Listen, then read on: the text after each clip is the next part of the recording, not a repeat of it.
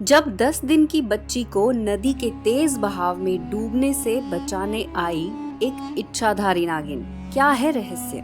नमस्कार, आप सभी का स्वागत है हमारे YouTube चैनल महादेव दर्शन पर। अगर आपने हमारे चैनल को सब्सक्राइब नहीं किया है तो अभी करें। ये घटना है इलाहाबाद के गांव की, जहां पर अनीता नाम की महिला अपने पति और परिवार के साथ रहती थी। शादी के कुछ समय पश्चात ही अनीता ने गर्भ धारण कर लिया था, लेकिन उसके सास ससुर की चाहत एक पोते को पाने की थी, जो कि इस घर का वारिस कहलाता। वो नहीं चाहते थे कि उनके घर में एक कन्या का जन्म हो। 9 महीने बीतने के बाद वही हुआ जिसका डर था। दरअसल अनीता ने एक पुत्री को जन्म दिया था।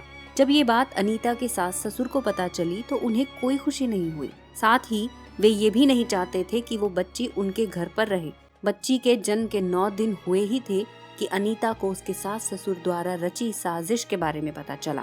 उसके सास ससुर उसकी बच्ची को आज रात ही मारने की प्लानिंग कर रहे थे। अनीता ने ये बात जाकर अपने पति सुशील को बताई। सुशील भी अपने माता पिता की इस बात को सुनकर परेशान हो गया। दोनों ने फैसला किया कि वे अपनी बच्ची को बचाने के लिए उसे गंगा मैया की गोद में छोड़ देंगे। रात होते ही वो गंगा किनारे पहुंच गए और उन्होंने अपनी बच्ची को एक टोकरी में रखकर गंगा में बहा दिया। धीरे धीरे वो टोकरी नदी के बहाव के साथ साथ बहने लगी।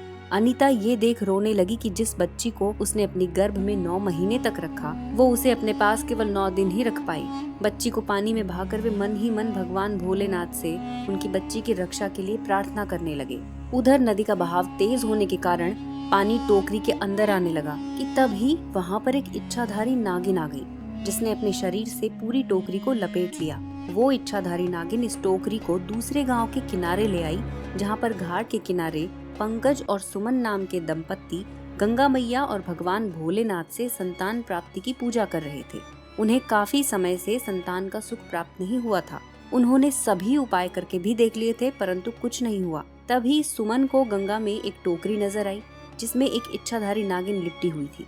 ये देख सुमन और पंकज डर गए कि वो नागिन कहीं उन्हें हानि न पहुँचा दे। इसके बाद उन्हें टोकरी से बच्चे के रोने की आवाज आई। सुमन और पंकज ये सोचने लगे कि नागिन बच्ची को बिना हानि पहुंचाए लिपटी आ रही है।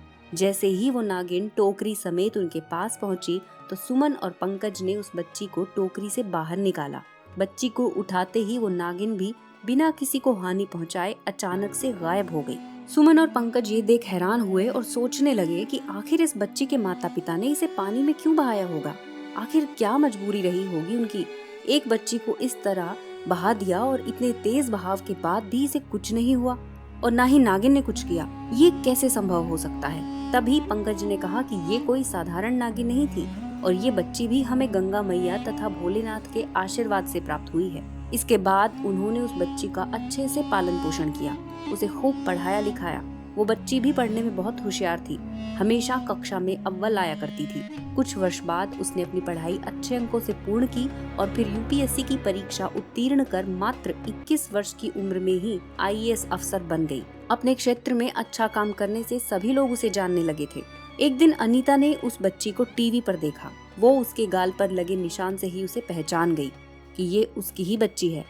इसके बाद अनीता ने अपने पति सुशील से इस बात का पता करवाया तो पता चला कि वो पास ही के एक गांव में रहती है। अनीता और सुशील उनके घर पहुंचे और उन्होंने सुमन और पंकज के साथ साथ उस बच्ची को भी सब कुछ बताया कि क्यों और कैसे उन्होंने उस बच्ची को छोड़ा था।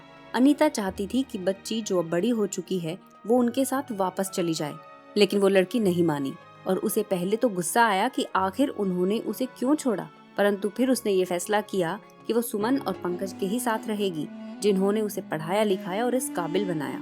अनीता और पंकज निराश होकर घर वापस चले आए। घर आकर अनीता ने सब कुछ अपने सास ससुर को बताया। अब उन्हें भी पछतावा होने लगा।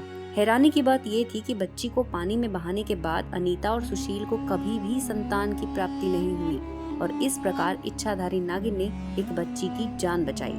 दोस्तों, अगर आपके आसपास या आपके साथ ऐसी कोई घटना घटित हुई है जो किसी चमत्कार से कम नहीं है, तो आप हमारे साथ कमेंट बॉक्स में जरूर साझा कीजिएगा। साथ ही अन्य रोचक जानकारियों के लिए हमारे चैनल को जरूर सब्सक्राइब करें और इस वीडियो को ज्यादा से ज्यादा लाइक और शेयर जरूर करें। साथ ही कमेंट में हर हर महादेव जरूर लिखें।